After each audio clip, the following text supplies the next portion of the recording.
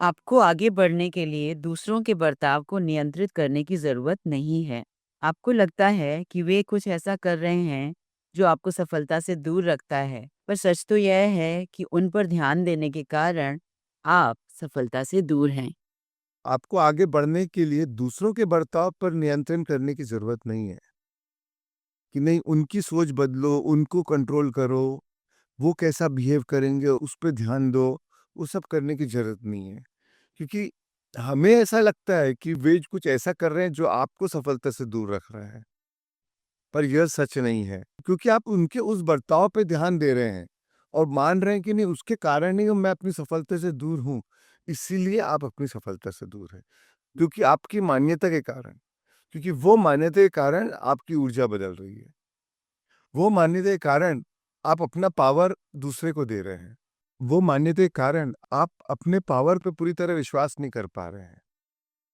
और फिर क्योंकि हम पावर दूसरे को देते हैं तो इसे लगता है कि नहीं दूसरा बदलेगा तभी तो मेरी लाइफ बदलेगी। फिर हम दूसरे को कंट्रोल करना चाहते हैं, उसे नियंत्रित करना चाहते हैं।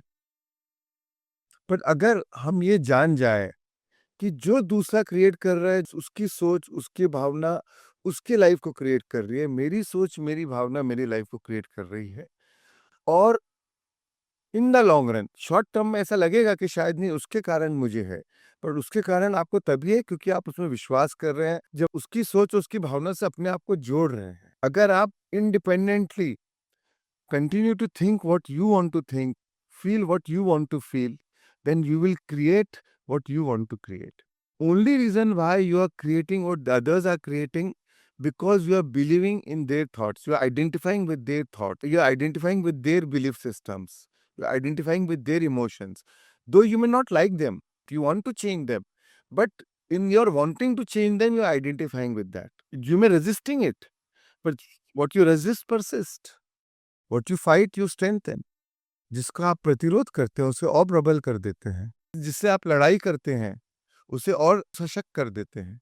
एनर्जी स्टिल फोकस, तो then you get tune into that vibration, फिर आपके वही वाइब्रेशन बन जाते हैं। तो यूनिवर्स देखता है अरे आपके भी यही कंपन है, यही वाइब्रेशन है, okay so let me match it.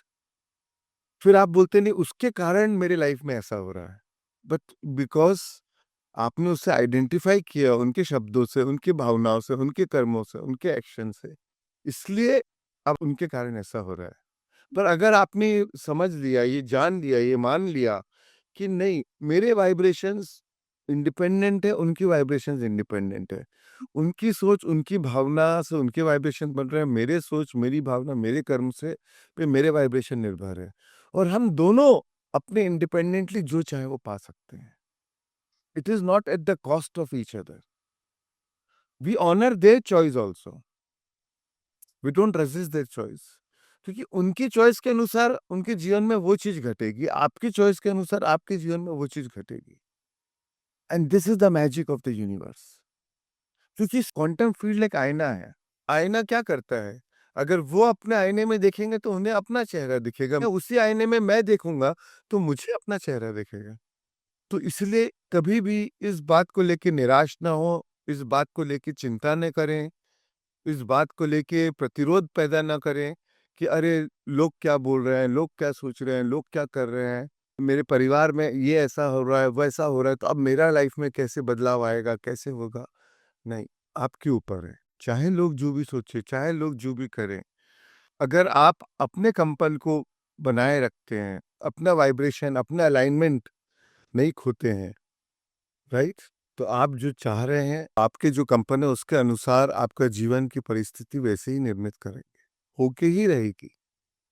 Right, it's a law, वो तो नियम है, वो तो कानून है, सृष्टि का कानून है, भगवान का कानून है, उसे कोई बदल नहीं सकता।